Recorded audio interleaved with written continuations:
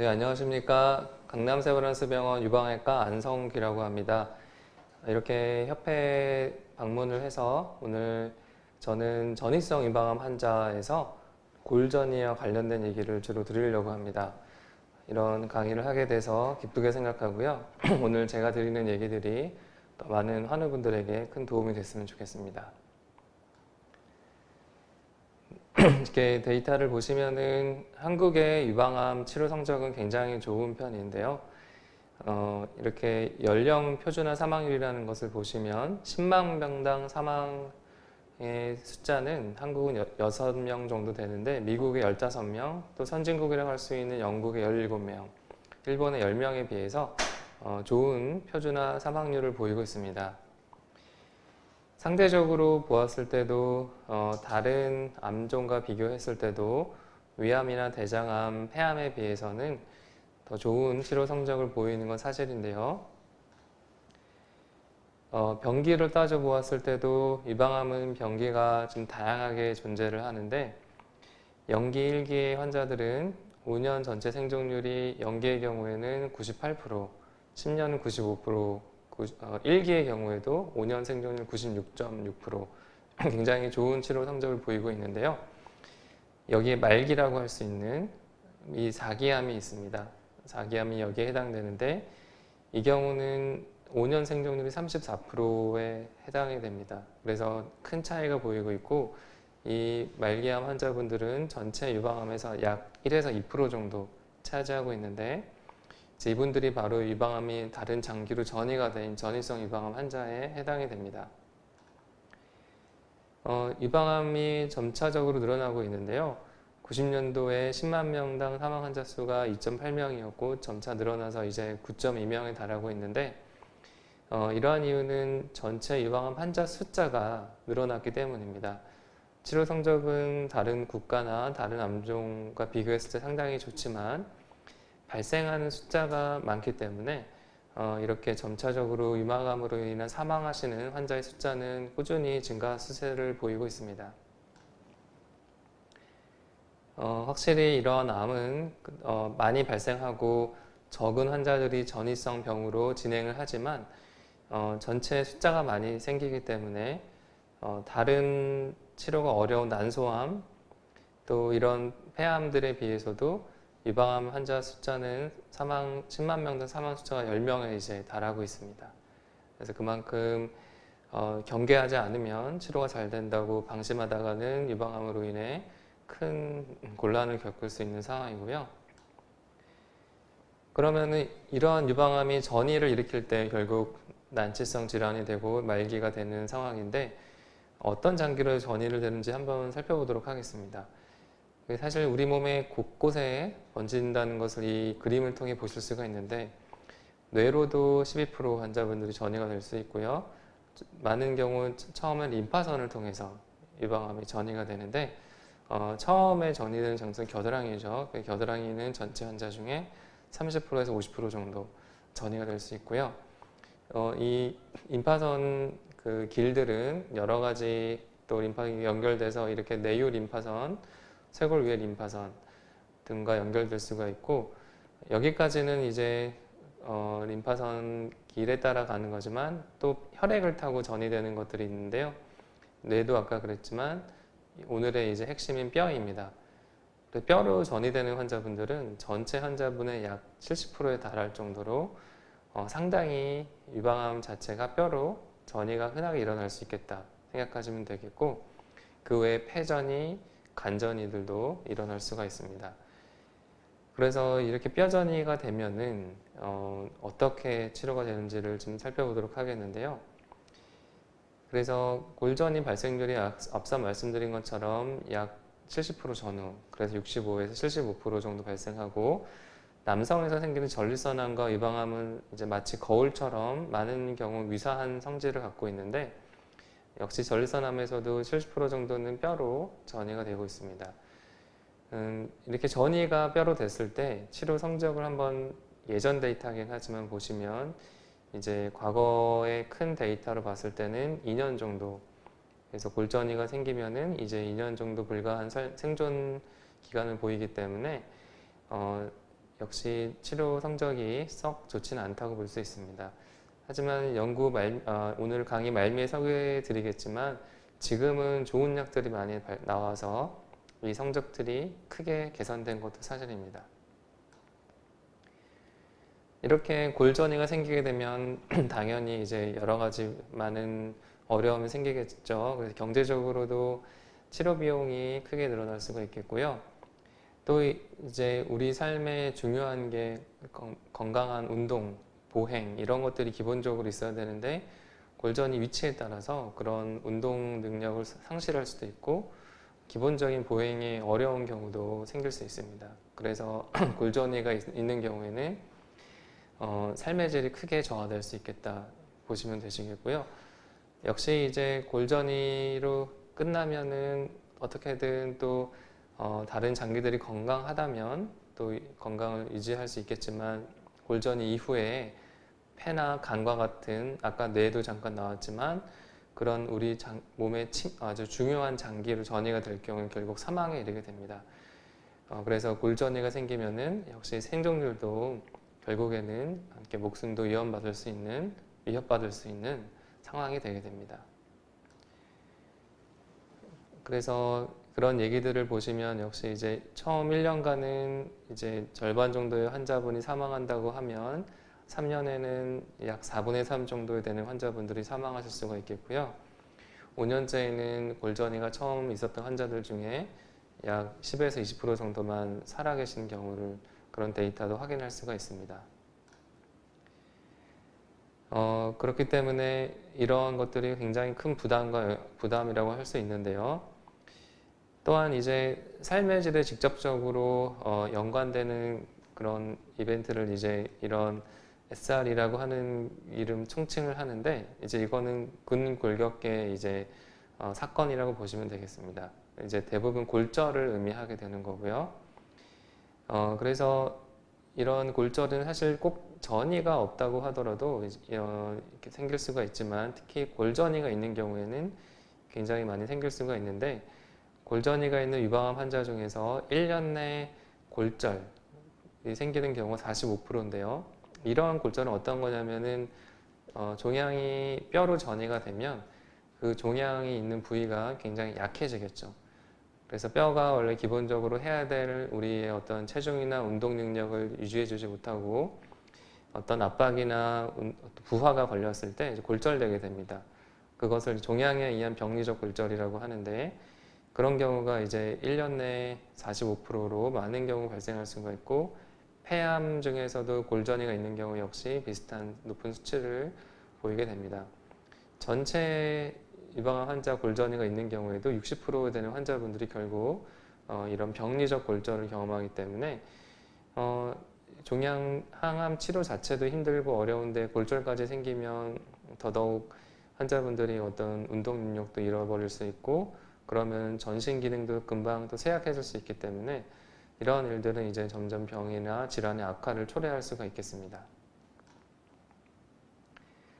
그렇기 때문에 골전이가 있는 분들은 없는 분들에 비해서 이런 사망할 확률이 5배 정도 높고 특히 병리적 골절이 생겼을 때 6배 정도 높을 수 있겠다. 이런 데이터들도 있고요. 그러면은 이제 어떻게 생기는지를 이거에 대해서 이제 증상들을 보시면 방사선 치료로 인해 생길 수가 있겠고 또한 병리학적 골절이라고 아까 말씀드렸던 내용인데 병리적 골절, 종양에 의해서 이제 뼈가 약해서 생기는 병리적 골절도 있고요. 또 골전이가 이제 그 척수강 안쪽으로 삐져나와서 척수 압박을 할 수도 있는데 이런 경우는 응급한 상황이 되게 됩니다. 이제 갑자기 이제 중추신경을 누르게 되니까 그 경우에는 응급 처치가 필요하게 되고요. 이걸 해결하기 위해서 또 뼈 수술을 해야 되는 경우도 있을 수 있습니다. 그렇기 때문에 이런 골전이를 통해서 결국 환자들은 그런 골절을 경험할 수가 있겠고 많은 이제 비용 발생, 또 합병증, 통증 같은 것들을 초래할 수가 있고 또한 삶의 질을 크게 떨어뜨리면서 여러 가지 합병증을 초래할 수가 있겠습니다. 그러면은 이제 이러한 골전이의 좀 특이적인 약에 대한 설명을 드리고자 하는데요. 두 가지 약제를 주로 설명드리고자 합니다. 그래서 먼저 이제 골전이가 있을 때 어떤 조금 복잡한 그림일 수 있겠지만 자세한 내용을 살펴보도록 하려는데요. 랑클이라는 게 있습니다. 그래서 랑크라고 하는 것에 어떤 라이간드라고 하는 건데 이제 이거는 우리 뼈는 정상적으로 파골세포가 있어요. 이름에서 느껴지시는 것처럼 뼈를 분해하는 세포인데요. 정상인들한테도 이 뼈에 분해하는 파골세포는 존재합니다. 이제 우리 뼈도 상하게 되잖아요. 그래서 리모델링이라고 해서 늘 이제 우리 파골세포랑 거꾸로 조골세포가 있겠죠. 이 두 가지 세포가 열심히 일을 하면서 옆에 있는 이 오스테오블라스트가 조골세포고 이 오스테오클라스트는 파골세포입니다. 이 두 가지 세포들이 약해진 뼈를 이제 갉아먹고 그러면 조골세포가 와서 다시 이제 리모델링을 하는 거죠. 이런 정상적인 과정에서 중요한 게 이제 이 랑클이라고 하는 겁니다. 그래서 이 랑클이 역할을 하게 되는데 암이 이렇게 뼈로 전이가 되면은 이 파골세포가 과하게 활성화하게 되고 이때 이 랑클의 전체적인 양이나 이런 이 일로 가는 길들이 굉장히 활성화될 수가 있습니다. 그래서 이제 많은 연구자들이 우리 골전이 환자들의 이러한 뼈의 합병증을 예방하기 위해서 랑클을 표적으로 억제하는 항체를 개발했습니다. 그래서 뒤에 나오는 그런 약제인데 그래서 이런 기전으로 이제 약을 한 가지가 만들었고요. 또 다른 기전은 이 파골세포가 이제 중요한 이제 그 대사 경로 중에서 메발로네이트라고 하는 대사 경로가 있습니다. 그래서 아까 나온 약제는 항체인데요. 이거는 이제 그 화학약품으로서 3세대 비스포스포네이트라는 약제가 있고 이 약제는 기본적으로 골다공증 약제이거든요. 앞선 약제도 사실 골다공증으로 쓰이는 약제인데 이 비스포스포네이트 3세대는 이제 그 중에 조메타라는 것이 가장 이제 상품화되어 있어서 저희가 사용하고 있는데 이 메발로네이트에 있는 대사 경로를 차단하는 역할을 하게 돼서 이 효소를 억제하는 기전을 갖고 있습니다. 두 가지 약제를 간략하게 비교해 보면 비스포스포네이트는 조메타랑 아까 그 랑크를 억제하는 데노스밥, 엑스지바는 두 가지 다 이런 뼈 전이로 인한 합병증을 예방하는 데 효과가 입증이 되어 있고요. 이제 부작용이 좀 차이가 날 수가 있는데 이 조메타라고 하는 비스포스포네이트는 신장으로 배출이 되기 때문에 신독성이 있습니다. 콩팥에 좀 안 좋은 영향을 줄 수가 있지만 실제로 이걸로 인해서 큰 독성을 경험하는 일은 흔치는 않고요. 데노스밥, 이 엑스지바라고 하는 약제는 신독성은 적습니다. 그래서 신장 기능이 저하된 환자라고 하더라도 사용할 수가 있고요. 또 차이점은 조메타란 주사는 정맥 주사로 다소 시간이 걸릴 수 있고 엑스지바는 피하 주사이기 때문에 비교적 간단하게 시술이 가능합니다. 간격은 이제 조메타도 12주 연구, 4주 연구가 있기 때문에 최근에는 좀 12주를 선호되는 경향이 있고요. 엑스지바는 4주 간격으로 좀 더 한 달에 한 번씩 와서 맞게 됩니다. 직접적인 부작용으로서는 이제 급성 반응 통증이 사실 조메타가 좀 심할 수가 있는데 마치 두들겨 맞은 것처럼 온몸에 이제 전신 통증이 있는 경우가 짧으면은 하루에서 이틀 정도 처음에는 좀 그런 게 많이 있고요. 그 외에도 이제 뼈마디가 좀 아플 수 있습니다. 되게 이런 단기간에 끝나는 경우도 있고요. 반면에 엑스지바는 이런 급성 통증은 없습니다. 그래서 환자가 주사를 맞고 가더라도 그런 통증 때문에 좀 힘든 일은 적고요. 근데 이제 공통적으로 여기 턱뼈 괴사라는 부작용이 있는데 이거에 대해서는 또 뒤에 설명드리겠지만 이 두 가지 약제의 공통적인 부작용이긴 한데 턱뼈가 특히 이런 파골 세포의 어떤 활성화로 그런 억제를 통해서 좀 나쁜 우리 이 턱뼈에는 치아가 연결되어 있잖아요.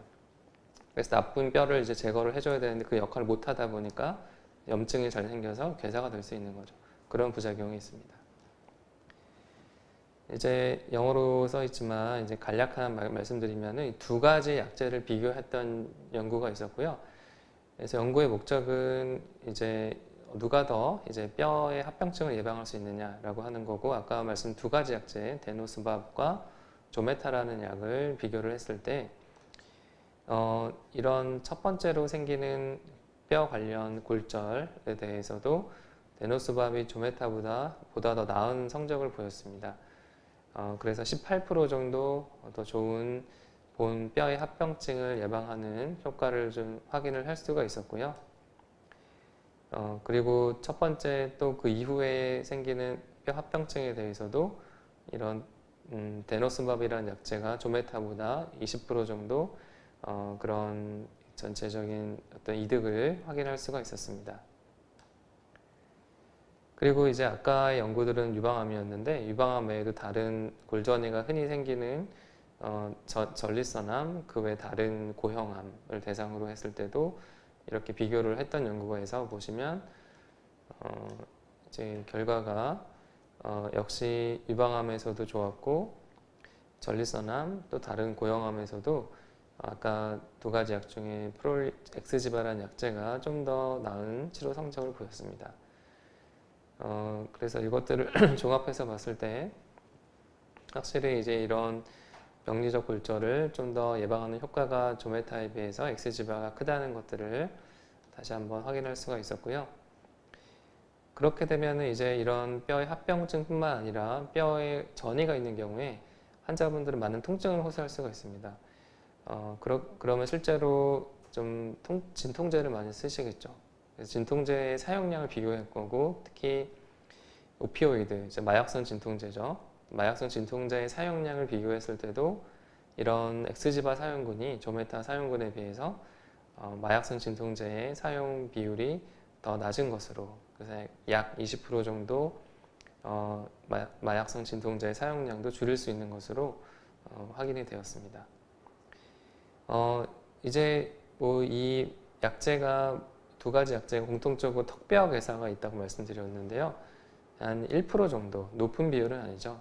1에서 2% 정도에서 두 약제 모두 턱뼈 괴사가 있을 수 있고, 특히 이 엑스지바의 경우에는 성능이 우수하기 때문에 좀 전체적인 혈액에 있는 칼슘 수치가 떨어지는 경우도 좀 더 높았습니다.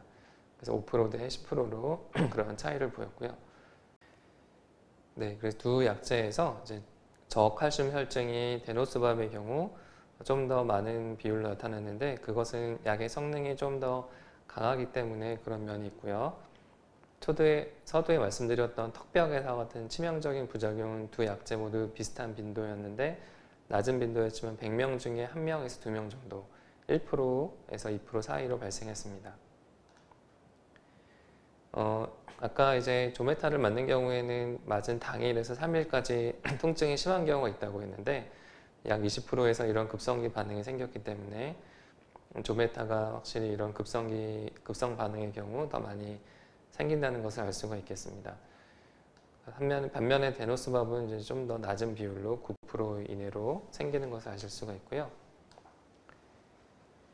네, 그걸 좀 더 자세히 나누었을 때 이 파이렉시라는 거는 이제 몸살 같은 경우죠.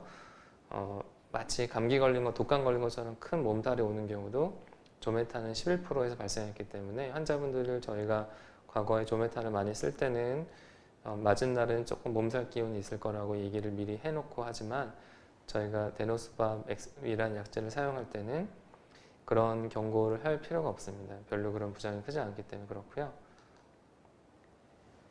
근데 이제 칼슘이 떨어지는 부작용은 저희가 유념해야 되기 때문에 저희가 보통 칼슘 제제를 같이 사용하게 됩니다. 그래서 아까 했던 내용들을 다시 정리해주고 있는 거고, 저칼슘 혈증을 예방하기 위해서 칼슘과 비타민 D를 같이 처방해서 그런 부작용을 예방할 수가 있습니다. 그럼 이제 적게 생기지만 생기면 굉장히 골치 아프고 힘든 턱뼈 괴사의 위험 요인 말씀드리면은 역시 이제 발치라든가 또 구강 안의 이상 상태가 가장 큰 원인이 되겠고요.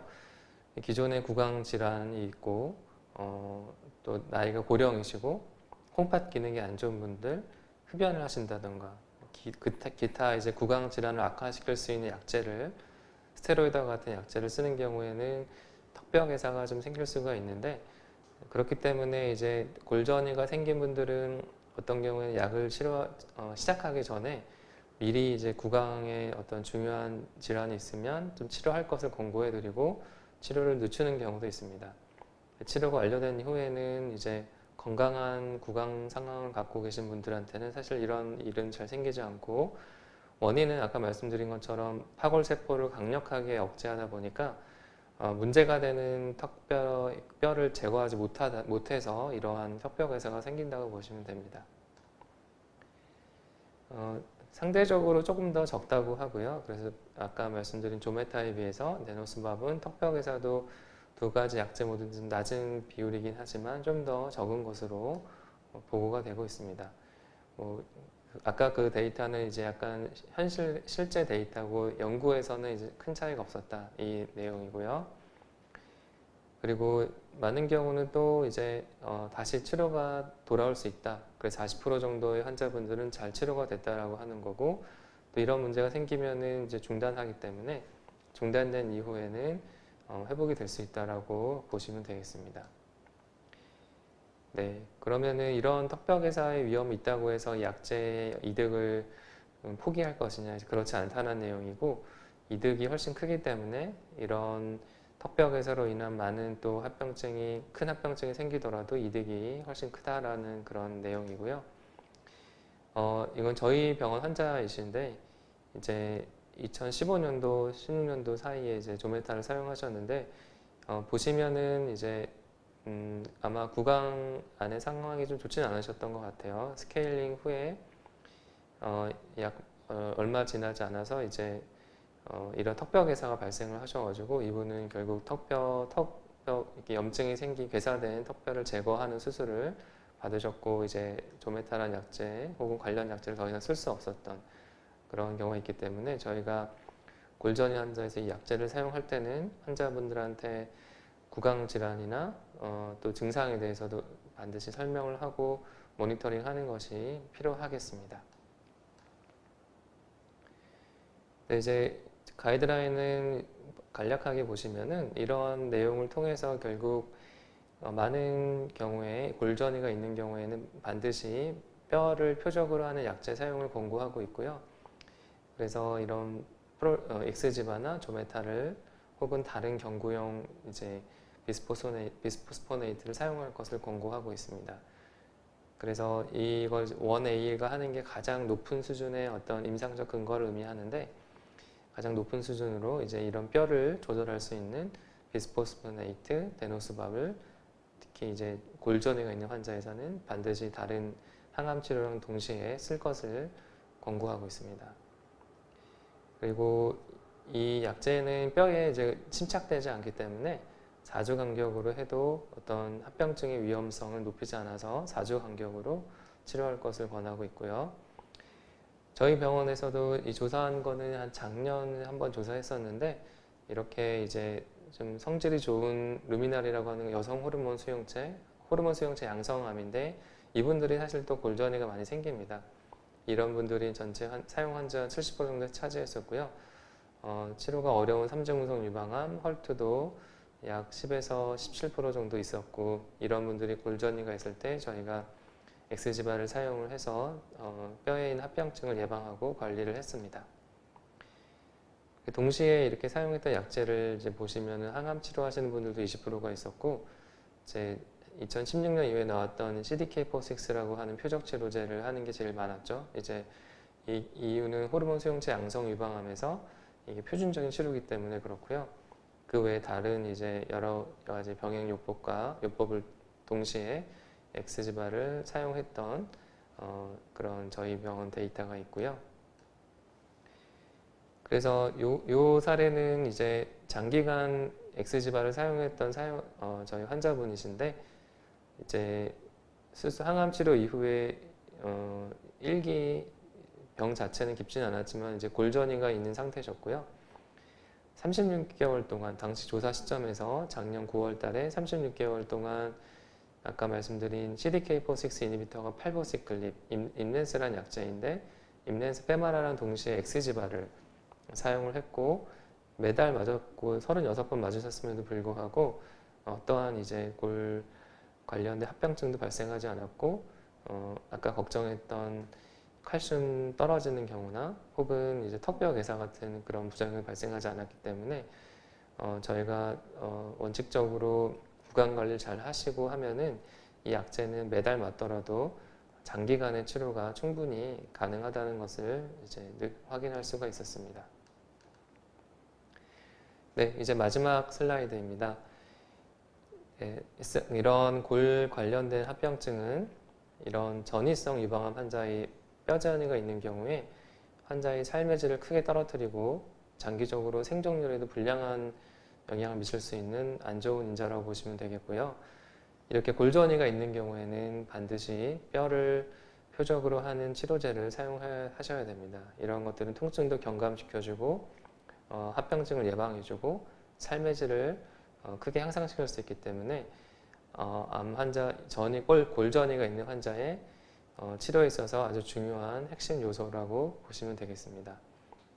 또한 국내에서도 이 약제들에 대한 보험 기준이 적절하게 되어 있기 때문에 가격적 부담도 없이 꼭 필요한 환자들에게 해당 약제들을 사용할 수가 있습니다.